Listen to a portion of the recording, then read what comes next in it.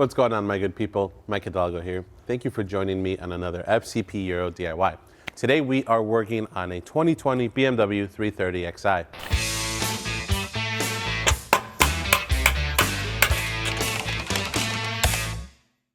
Today on the G20, we are going to be covering how to refresh your suspension. As you can see, we have a whole slew of parts here on the table. However, today's focus is going to be strictly on the rear end of the car.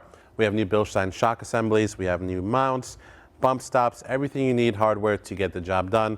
We're also going to be throwing a pair of H&R Lauren springs on the car. So if you're looking on how to just replace your stock spring or upgrade, this video will cover that too.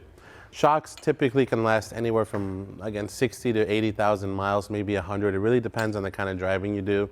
And you can see there's really not a whole lot to them. And if you want to learn a little bit more about what's actually going on inside the shock assembly or strut assembly, be sure to click the link in the video description below, where me and a couple other the guys took a tour at the actual Bilstein factory. And it was pretty cool to see what exactly lives inside these units and makes them so special. So if you want to learn a little bit more on that, that's going to be down in the video description. But before we really get into it, let's take a look at some of the tools we're going to need to install these parts. For this job, you'll need a torque wrench. We have both a 1/2 inch drive and 3/8 drive, as well as a 1/2 inch drive ratchet and 3/8 drive ratchet. I have a couple wrenches here, an 18 and a 21 millimeter. A couple extensions for those ratchets. As far as sockets go, we have a 17 for our lug bolts. We have an 18. I'm using impacts. You can use whatever you have lying around as long as they're the correct size. But you'll need an 18 mil. Then specialty-wise, we have E-torque sockets. This one's an E22. We also have an E20, and we also have an E12. These are going to be for the hardware underneath the shock and the control arm. We also have a 10 mil socket. I have a pass-through socket set. We're going to be using the 17 mil socket and the 5 mil counterhold hex out of the CTA toolkit. This is CTA 7466. That'll make assembling the rear shocks nice and easy. Some electric impact tools, both 1/2 inch and 3/8 drive, and then not pictured here but needed if you're doing this on the floor, in the driveway, or on the lift, is either a free floor jack and or screw jack. Now with that, let's go ahead and get started. One quick note for those of you lowering your car like us, of course the B4 units right now are the only thing available for the G20. So just like we did on the front strut DIY, we have to modify the bump stops for the rear. So you can see here we've made a cut and trimmed off the bottom notch of the bump stop. Otherwise the car is going to be riding on the bump stop with the H&R Lauren springs that we're installing today. So all we're doing is modifying that bottom half, and then we can key this back into the bellow like so, allowing you to still insert the top half of the bump stop into the shock mount. So again, only applicable if you're doing the B4s with the Lauren springs like we are today, which right now is the only option for the G20. All right, let's assemble some shocks. The Bilstein comes with a new locking nut. We're going to pull that off, keep the washer in place. We're going to take our new shock mount and our bellow. And the bellow and bump stop combo just literally press into the inside of the shock mount. Something like this. That's it. Pretty straightforward. We'll slide this baby on, and we can always adjust this as we need to once we get back to the car. We'll get that 17 back on top, just started by hand. And now this is where we use the pass-through sockets that we're using, the 5 mil counterhold and the 17 mil socket. Torque spec for the 17 mil nut is only 41 Newton meters. It's really not a whole lot. They can be a little bit tricky to put a torque wrench on, so for that purpose, we are just going to snug up the locking nut until it stops. We're not going to over crank it or strip out the counterhold or break our tool. It's definitely not that much force. So we're just going to get it nice and snug. Boom. We're going to take our gasket, and you'll notice that there's a little hole at the tip of my finger for the gasket, and that is going to be for the little dowel coming off of the cover. You can probably steal the covers off of the old shock assemblies if you'd like, but these are fairly inexpensive. So what we'll do is we'll put the gasket on top, and we're going to take our cover, line up the hole through the gasket and the shock mount. so that it looks something like that. And we just got to get it to sit in to the top of the shock mount itself. Sometimes I'll take the little socket that I was just using to kind of tap it in or press it in. A little bit of percussive encouragement gets the job done. Our cover's seated. We have a shock assembly ready to go in the car. So with that, let's head over to the back. We're going to be working on the back right of the G20. The steps are going to be identical with the exception of having a headlight level sensor, which requires the removal of a 10mm bolt, which we can show you underneath the car. All right, let's get to it. We are starting with removing the 5 17mm lug bolts that hold our wheel onto the car. With our wheel off to the side, we can see now what we're going to be working with. There's really no right or wrong way on how to approach this, whether you want to remove the shock first and then the spring, and then install the shock and then the spring, or vice versa. So feel free to follow along as we do. The first thing I am going to do though is we have a wheel speed sensor that runs through the shock assembly back here. Sometimes you can forget those, so let's get that off first and then we'll get underneath the car. To get started, we have 4 10mm nuts that hold on this kind of skid plate air dam situation underneath our control arms. So 10mm socket, we'll zap those out and we'll set this baby to the side. These just bolt into the bottom of the spring arm. With that freed up, now we can get ready to brace this whole lower arm. We have 2 bolts that we're going to be removing, the lower shock mount bolt and the lower spring arm bolt on the wheel carrier side of things. So pay attention to the orientation of the hardware. The nut, for example, on the shock arm bolt on the passenger side is facing the back, the front for the control arm. In addition to that, you'll notice that the hardware may look a little bit different depending on if your car has been worked on in the past or not. In our case, for the shock mount hardware, the head of the bolt goes from a hex head to an e-Torx head. So nothing to be alarmed about. Hardware sometimes changes over time, so just keep that in mind, which is why we cover all the sockets that you need. So let me get the screw jack situated. That's going to take off the load, if you will, or hold the load when we undo the hardware. One more thing to mention, doesn't really affect us too much with the lowering springs that are being installed in the car, but if you're doing this, when we tighten everything later, it has to be tightened at ride height. So if you're unsure of how to set ride height or think you're maybe overthinking it, the easiest thing you can do before you take the wheel off is just measure with a tape measure from the center of the hub or the center of your wheel to the edge of the fender. Take that distance and then you can use that again when the car is up in the air and you're preloading everything to tighten down the hardware at the end and try to get to closely to it as much as possible. For us here on the lift, it's basically once we start taking load off of the jack pad, that's when we know the suspension is under load and kind of sitting as if it would on the ground. So again, you can measure it, you can just eyeball it with taking the weight off your jackson if you're on the ground, but measuring takes 2 seconds if you want to do it that way. So screw jack first, we'll get this hardware off. All right, taking just a little bit of load off. 18mm nut for the counter hold on either side, whether you want to counter hold the nut or the head of the bolt for the factory hardware. Then we're going to zap off the other side. So I'll just take my 18 impact and blast this baby out of here. And this is all one-time use hardware as it is torque to yield, so do not reuse it. For the control arm bolt, we're going to need our larger e-Torx socket. That's going to be the E22. And I'll throw an extension on here so I'm not hitting the back of the brake dust shield.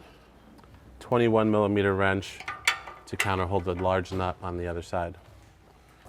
This one can be a little bit tedious to get out. The whole knuckle assembly kind of wants to spring up on you once you start getting the bolt out. I think I'll grab a hammer and just give it a little bit of a tap. Just using a little brass drift to beat it through. You can also use a screwdriver, whatever you have lying around. There we go. Okay. Just had to push down on it a little bit, and now it's free. Now we're going to very slowly lower the screw jack and or floor jack. At this point though, if you're on the driver's side and you have a headlight level sensor, you're going to want to disconnect that so that you don't break the plastic arms. Let me show you that real quick. So on the driver's side, here's our sensor. There's a little 10mm bolt right up there. Undo that. That's going to release it from the subframe, and then it'll just float around without putting any stress on these links. With that little link addressed for the headlight level sensor, we're going to lower the control arm slowly. Again, this is under the load or tension of the spring, I should say, so you don't want to just drop your jack. You can gently pull down the control arm a little bit and get ready to grab that spring because it's going to be ready to come out. Our old spring perch fell down. We have a new one of these. These can typically be reused as well. It really depends on the age of the car and the shape of the rubber, but we do have new lower ones, so we'll throw those in. We'll show you how to install that. And we will be reusing this upper one. We'll clean it up a little bit, get it on our H&R spring, and then throw everything back in. So let me clean these up, wipe down the surface a little bit there, and we'll throw it in. We're going to replace the lower spring perch first. I've already cleaned out the debris that's here in the lower control arm. There's a little locating dowel on the bottom of the perch. That is always going to face outwards from the car, meaning closer to the wheel, if you will, or the road, I guess, the side of the road. Because there is two holes on the spring perch, you theoretically could put it in the wrong way. So just be sure that dowel is facing outwards towards you. Dowel out. Just snug that baby up. Okay. There's a stop on that perch, and that is where the bottom of our coil spring is going to butt up to. Pretty straightforward, just like the top perch. There's a stop on this one as well, and that's where the top end of our coil spring is going to butt up to. These are going to go right side up, meaning the lettering is in the correct orientation for you to read it. It's not upside down. Just pop that baby in like so and feed this in. These are a little bit shorter than the stock coil springs. Not that there was any trouble getting the stock ones out, but it just makes it a little bit easier. And you'll probably knock off that top spring perch a few times, just like me. Just take your time with it. All right, looks good. And then once we go back up, it'll all situate itself. All right, with that, I'm gonna lower down the car a little bit. We'll get the 3 E-Torx bolts for the shock mount, shock assembly, and then we'll drop that baby down. We have 3 E12s holding in the top shock mount. We're gonna zap those out. Now, while those bolts are not torqued to yield, we do have new ones that we will be installing. Just mindful with your speed sensor wire as you drop this down. Here is our old and tired shock assembly. It's got nothing left, no rebound, which is why we are replacing them. All right, let's grab our new one and feed her in. And let's get these 3 E12 started by hand. I'm just going to use the extension and the socket to help myself out. I'm just going to gently drive these up with the electric ratchet, and then we will torque them down. And these get torqued down to 28 Newton meters.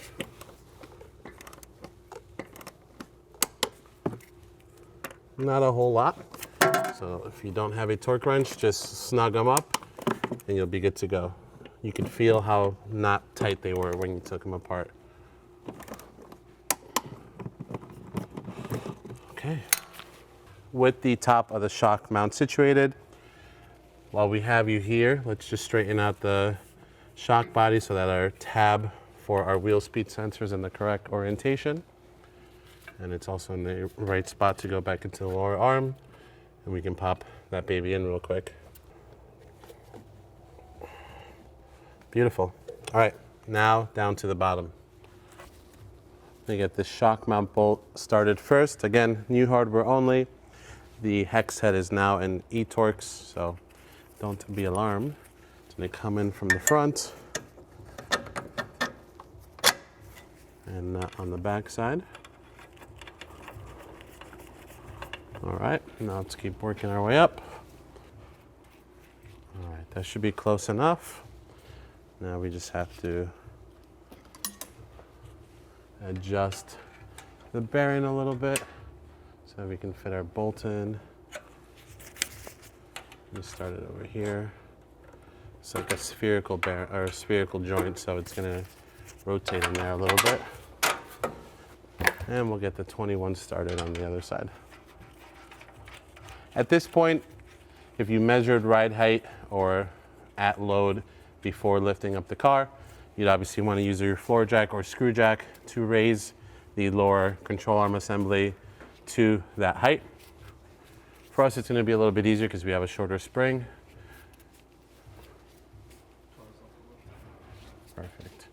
We are just starting to take a load off of the lift, so that is where we're going to stop. Let's snug up the lower shock mount bolt first. I'm going to squeeze up that 18 just a little bit using the electric ratchet, and then we'll torque it down. It's going to be an E20 to counterhold the head of the bolt, our new bolt. 18 mil socket on the nut. All right, it just got close. I'm going to set the torque wrench to 100 Newton meters. The torque spec is 100 Newton meters plus an additional 90 degrees. All right, and then we will do another 90 degrees. If you don't have angle mode on your torque wrench, or this is your first time doing something like this, you can mark the head of the bolt and then make your quarter turn referencing that mark on the hardware. Okay. All right, and then we're gonna do the larger bolt. So let's get our sockets for that. I'm gonna use the E22 and the 21 mil wrench just to snug it up with the electric ratchet a little bit.